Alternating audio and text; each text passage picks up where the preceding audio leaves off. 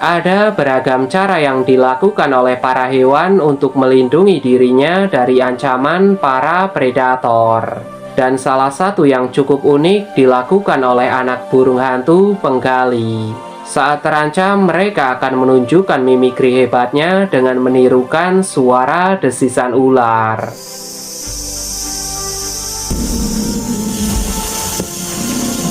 Hal itu sudah cukup untuk membuat si pengganggu melarikan diri.